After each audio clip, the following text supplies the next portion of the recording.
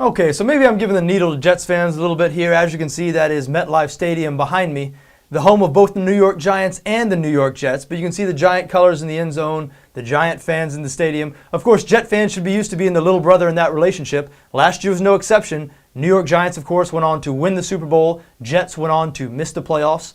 Never fear, though, Jet fans, they did win the headlines this offseason. That was due to the acquisition of the most popular and polarizing player in the league. I'm talking, of course, about quarterback Tim Tebow. Now, Tebow became the story of the NFL last year. Tebow mania after taking over a last-place Denver Broncos team. They were 1-4 when he stepped in as a starting quarterback. Ended up leading them to an AFC West division title and an upset win over Pittsburgh in the playoffs. Now, no one could have foreseen then that Tebow wouldn't be at Denver this year, much less on a team, the New York Jets, that already have a young quarterback in Mark Sanchez. As a matter of fact, that situation was so rare, it's the first time in the NFL, this has never happened in NFL history, it is the first time in the NFL a player has won a playoff game as a starting quarterback in his first or second season, and the following season started the year on a different team. It's never happened before. That's how rare this circumstance was. But that's what happened. Peyton Manning came into Denver. Peyton Manning, no one could argue with his resume. He's the one guy, nobody really, not even Tebow fans, could fault Denver for installing Peyton Manning as the quarterback. So Tebow's with New York now. Now New York has a new offensive coordinator in Tony Sparano.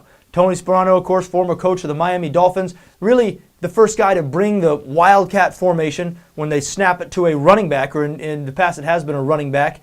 And he runs the ball basically, or sometimes they use a read option where another running back sort of crosses in front of him. He has the option to hand off or keep it himself. Tebow's going to be doing a lot of that this year for the New York Jets. Of course, Tebow can also throw, at least better than Ronnie Brown or Brad Smith, another guy who used to play for the New York Jets, now plays for the Buffalo Bills, has been used as a Wildcat guy throughout his career. They're saying they're going to use Tebow 10 to 15 plays a game, take Mark Sanchez off the field. We'll see how that whole dynamic works. Now, Mark Sanchez is a guy who has not exactly had a stellar start to his NFL career. Now, he has played in a couple of AFC championship games, but many people those years thought he was the weak link on the team. It was that great defense that carried the team that far. They were conservative offensively, relying on the power running game. Started asking Sanchez to do a little bit more last year, and the results were not that great. As I mentioned, they did miss the playoffs. How will Sanchez play this year? Will this pressure that acquiring Tebow, and make no mistake about it, this is pressure. Some people try to paint it as, well, Tim Tebow's not as good as Mark Sanchez. He won't press him. Remember, these two guys played last year. They faced off in a huge game for both teams, a primetime game. Sanchez had the better defense, the higher-ranked defense, much higher-ranked. He had running backs that were looked at at the time as better. Now, I know Willis McGahee for Denver sort of had a career renaissance year last year. He had a good year, a better year than either one of the Jets running backs. But Denver didn't have a wide receiver like Santonio Holmes. My point is, Sanchez had a better defense. It could be argued that he had better weapons on offense, and Tebow's Broncos beat him. So, don't think that's lost on many New York Jets fans and Mark Sanchez himself. It'd be interesting to see whether that pressure sort of spurs him to become the quarterback the Jets had envisioned him to be when they drafted him, or if he's going to sort of go the other way. And if he goes the other way, Tim Tebow is going to be the starting quarterback of this team by week 4 or 5. Because what Tebow lacks in maybe passing accuracy or certainly mechanics, he more than makes up for in running ability, competitiveness. I mean, the fact of the matter is, when this guy gets on the field his entire career, high school, college, and in the NFL, when he gets on the field, his teams start winning. That's one thing you just can't argue with. It happened last year in Denver, obviously happened throughout his collegiate career, and so on. Now, we did mention Tony Sparano is the new offensive coordinator there. How will this all work? When they acquired Tebow in the offseason, I thought that might be interesting. This could work. Tim Tebow can do some things on the football field. I'm not one of those people who thinks this guy isn't an NFL quarterback. I think he's got a bright future as an NFL quarterback. Mark Sanchez, not sure on. Definitely turns the ball over a little too much, more than you would like. Limited mobility. But it struck me watching the Jets in the preseason. This offense, I don't believe, is going to be very good at all. I think the Jets are in for a bad year, a long year on offense. Now, they'll still be salty on defense. They'll still have that top 5 defense like they've had ever since Rex Ryan has been the coach.